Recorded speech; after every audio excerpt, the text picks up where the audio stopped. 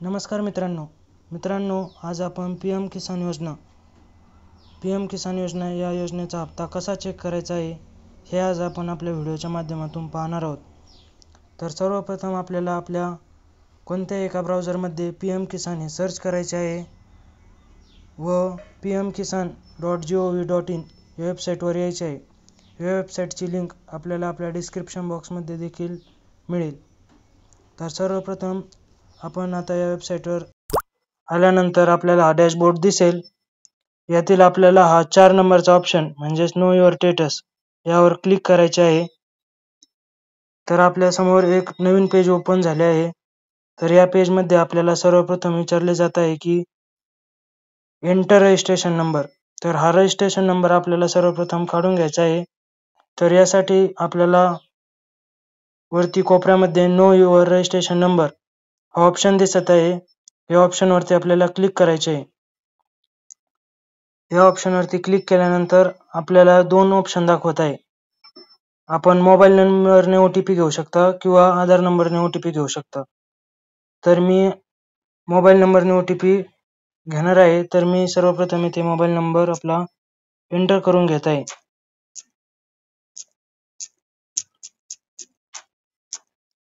यानंतर आपल्याला हा कॅप्चर फिल करून घ्यायचा आहे. तर सर्वप्रथम मी इथे आपला हा कॅप्चर फिल करून घेत आहे.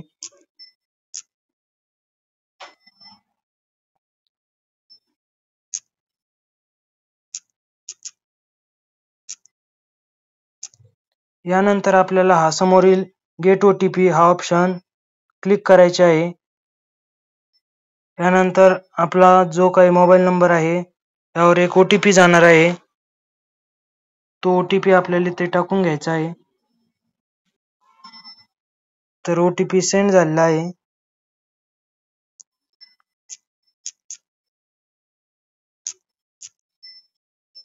यानंतर आपल्याला हा OTP आलेला आहे जो मोबाईल नंबरवर तो इथे टाकून घ्यायचा आहे व यानंतर आपल्याला गेट डिटेल्स या ऑप्शनवर क्लिक करायचे आहे. यानंतर आपल्याला आपली रजिस्ट्रेशन नंबर दिसेल व आपले नाव दिसेल. यानंतर आपल्याला हा रजिस्ट्रेशन नंबर कुठेतरी लिहून ठेवायचा आहे, नाहीतर हा कॉपी करून घ्यायचा आहे. यानंतर आपल्याला वरती एक बॅक ऑप्शन दिसत आहे, यावर क्लिक करायचे आहे. यानंतर आपण परत PM किसान या वेबसाईटच्या डॅशबोर्डवर येणार आहोत. यानंतर आपल्याला हा 4 नंबरचा ऑप्शन परत क्लिक करायचा आहे, नो युअर स्टेटस. यानंतर आपल्याला जो काही आपण सिलेक्ट केलेला रजिस्ट्रेशन नंबर होता तो इथे कॉपी करायचा आहे किंवा लिहून घ्यायचा आहे. यानंतर आपल्याला आपला कॅप्चर फिल करून घ्यायचा आहे.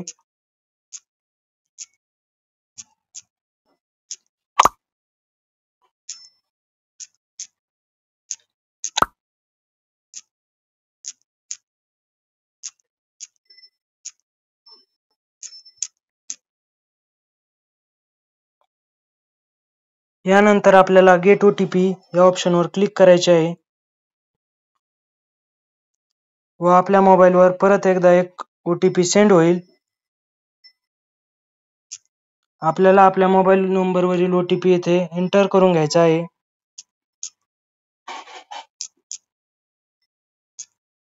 व त्यानंतर आपल्याला गेट डाटा हा OTP समोरील जो कॉलम आहे यावर क्लिक करायचे आहे. यानंतर आपल्याला आपल्या समोर आपले सर्व काही हप्ते व आपली सर्व इन्फॉर्मेशन इथे पाहायला मिळेल. तर आपल्याला आपले इथे सर्वप्रथम registration ID, registration date, farmer name, address, mobile number आणि त्याखाली एक इलिजिबिलिटी स्टेटस या समोरील एक एरो आहे यावर क्लिक करायचे आहे व आपल्याला इथे आपली लँड सेंडिंग म्हणजेच आपली जमीन ओके आहे का हे पाहण्यासाठी इथे येस किंवा नो पर्याय आहे. तर आपल्या इथे येस आहे व आपल्या इथे बँकेचेही डिटेल्स आपल्याला इथे पाहायला मिळतील. व सर्व लास्ट म्हणजे आपल्याला आपला हप्ता पाहायचा असेल तर इथं लेटेस्ट इन्स्टॉलमेंट डिटेल्स हा पर्याय. तर आपल्याला या समोरील सध्याचा लेटेस्ट जो पेमेंट झाले असेल हे दिसेल. आपल्याला जर मागील पेमेंट ही पाहायचे असतील मागील हप्ते तर या ठिकाणी आपल्याला क्लिक करायचे आहे लेटेस्ट इन्स्टॉलमेंट डिटेल्सच्या समोर आणि इथे आपल्याला जो पाहिजे तो मागील हप्ता मी इथे 17वा हप्ता सिलेक्ट करीत आहे. तर आपल्याला इथे 17वा हप्ता खाली कोणत्या बँकमध्ये कशाद्वारे म्हणजे आपल्या आधार सेंडिंग नुसार पेमेंट झाले आहे हे आपल्याला इथे दिसत आहे व आपल्या कोणत्या बँक खात्यात झाला आहे हे पण इथे आपल्याला दाखवण्यात येत आहे. तर अशा प्रकारे आपण PM किसानचा हप्ता कसा चेक करायचा हे पाहिले आहे व त्याचसोबत आपण आपले मागील इन्स्टॉलमेंट ही चेक करू शकतो. अशाच नवीन नवीन योजना आणि असेच नवीन नवीन स्कीम जाणून घेण्यासाठी आत्ताच आपल्या चॅनलला सबस्क्राईब करा, लाईक करा आणि जास्तीत जास्त मित्रांपर्यंत हा व्हिडिओ शेअर करा जेणेकरून इतरही मित्रांना हे PM किसानचे हप्ते कसे चेक करायचे हे कळतील. धन्यवाद.